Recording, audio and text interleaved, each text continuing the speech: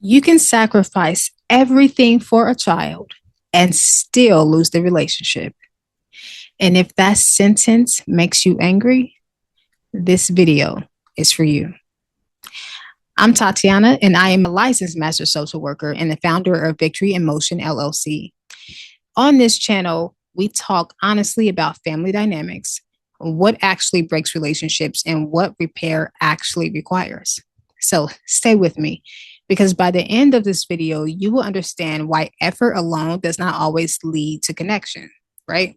And what keeps parents stuck in anger long after the contact ends. And so let's go ahead and name what's really going on, right? You're not confused because you didn't care. You're confused because the math doesn't make sense. So you invested so much time into your child.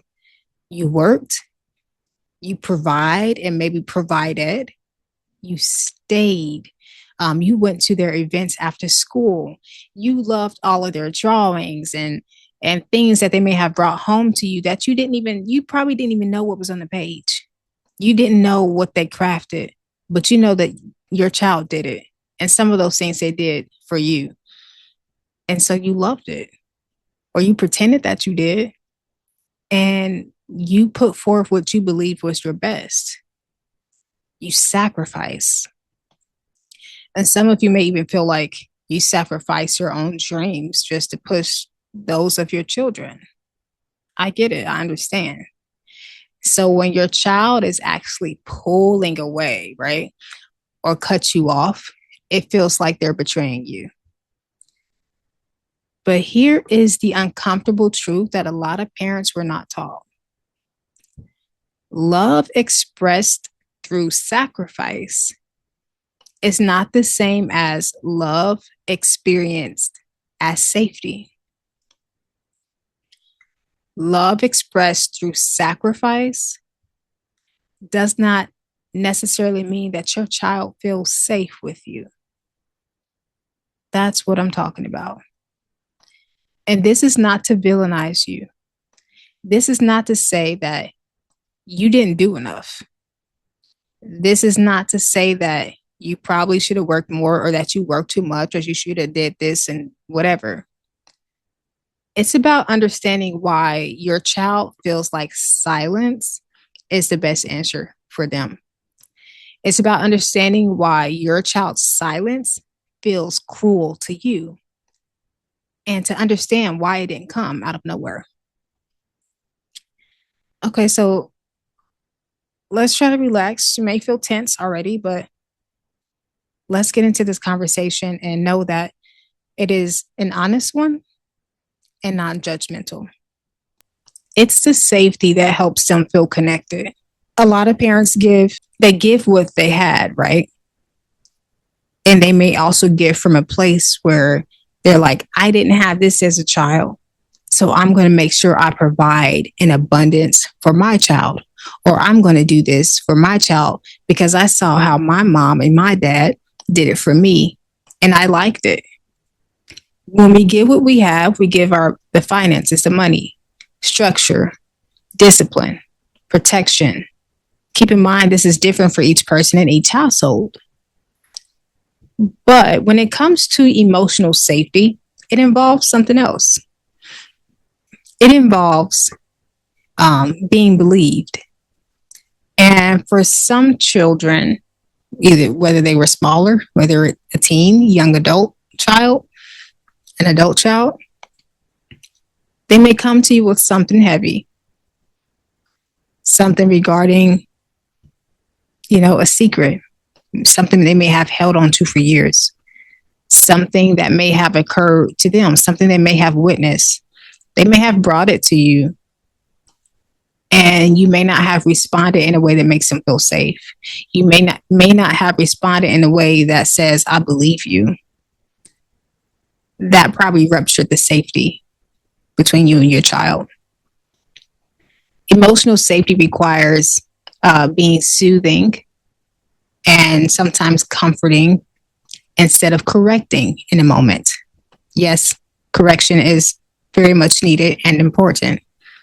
But as parents and and caregivers, it's important to know when to do that and how.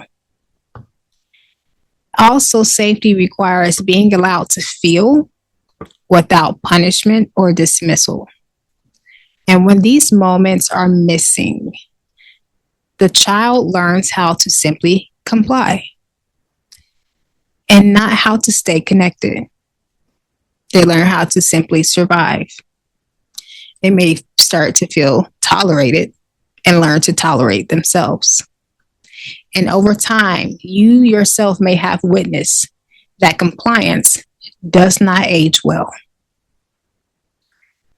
And so sometimes you may notice these things and you may feel the urge to apologize or to admit some of the faults that they may have brought to your attention, or you may have identified yourself.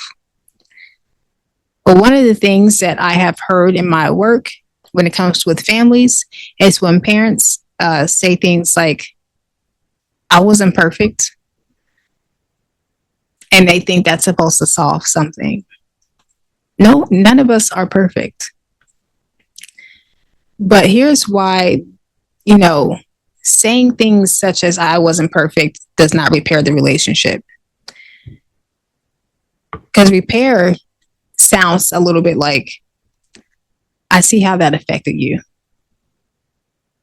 And when you say, I see how that affected you, that's not a space for you to say, but I blank, blank, blank, blank, blank. Because then it's putting that but statement there.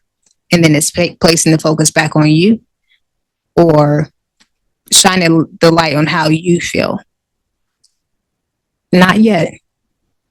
In the moments where they're sharing, actually listen and let them know that you're listening, and that you hear them. Be honest and take, from this video what resonates with you and apply it. So you can say things like, I didn't realize I was doing that to you.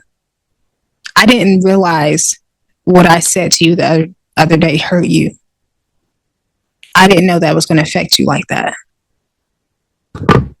And you don't have to try to explain away the hurt that you may have caused. And it may feel so terrible and hard and challenging to sit in that space with them. You don't have to run. You don't have to hide. You don't have to feel ashamed. But it is important that that moment is not avoided, because many parents may apologize and defend their behavior and their words in the same breath. And to the child that's on the other end listening, they may hear, your pain is not important to me. It's inconvenient. It's in the way. It's a nuisance, which may lead to them not trying with you anymore because they're tired. And so when they stop trying, right, and there is a cutoff that seems very abrupt because you didn't notice the gradual things that had taken place over time. When there's a cutoff or there's estrangement now, instead of grieving or processing what had taken place, anger is an emotion that comes up because it's so easy to go to, rather than sitting with the more difficult feelings. Grief says, I may have missed something. And this is not a moment where you're saying this to the person or the child. This is you sitting with you. Grief is where you sit and you realize there's a loss here. And you may think, I cannot undo this. I don't know how to fix this. I didn't see us ending up in this place. Anger, coming from a place of anger,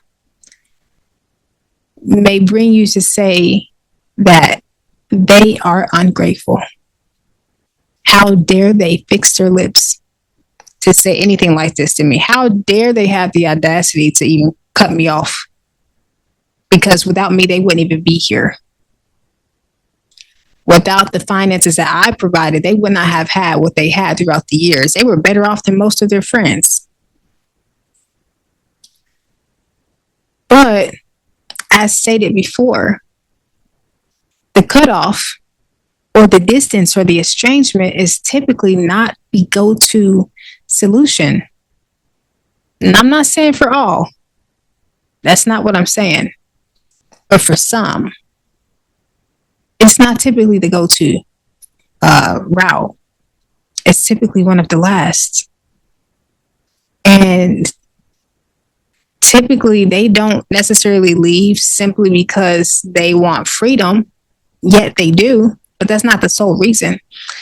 One of the sole reasons is because staying in that situation or staying in a relationship with you may feel like it costs too much emotionally. And I know, it's like, emotionally, are you serious? So you're cutting me off because of your emotions? Yeah, they are. That's how heavy it is to them. Imagine like a garbage bag, and every word, you know, that they've carried throughout the years fills up this bag, and then they fill up other bags as well. So then now they're not just carrying one bag, they're carrying multiple. And in trying to express these things to you throughout the years, but you yourself don't necessarily, you feel like you're not an emotional person. Some of the things you may say, you feel like you're too busy, not yet. And so you yourself may not know how to process this either. And so as these things are unaddressed throughout the years or throughout time, they accumulate and it becomes exhausting and heavy, which is something that you're probably familiar with too. And so it can be too much. And when silence is met with a response like, you owe me, or you will regret this, or saying things like, after all I did, it closes the door even further. Will there be space left for it to be opened again or healed, or whatever it is that you guys are going for, that you have a desire for? So please keep in mind, though you may want to be with your adult child again, or your teen, whatever the age may be, you cannot demand closeness or a deep and strong connection from someone who does not feel safe with you. Repair can begin when the control ends. Does that mean stop being their parent? Absolutely not. Does that mean stop providing structure? No. But this is for those, especially when your children are adults. You don't have to control their life anymore, because at some time when they were younger, that made sense as a part of your role as their parent. But as they have grown older and have gained more responsibilities and need to develop in some areas themselves, and are going off into some areas without you, it does not mean that you carry the same type of role over their life as you once did when they were younger. There comes a time when you get to let go of their hand and give them space to fly and to thrive. Because as parents, that's one of the things that we do all those things for. We sacrifice, we love them, we encourage them, we teach them, we discipline them, we provide structure, so many of the things, so that there is a good foundation, so that they can be successful in whatever it is that they choose to do. And then we let them do their thing. Because you may find that the more you try to control, it's like It is a grip that's tightening over them. You don't want to hold them with a closed fist. So, all of that to be said is that all of this does not guarantee that they'll open that door back up. It doesn't guarantee reconciliation, but it creates the possibility for it. So this is the work that I do typically day in and day out. Not blaming, not siding, and not emotional shortcuts. And so if you want clarity instead of resentment and accountability without, self erasure, you can learn more about working with me below. And just keep in mind, you can love deeply and still miss the mark. Repair begins when you stop defending and when you start listening. All right. Until next time, take care.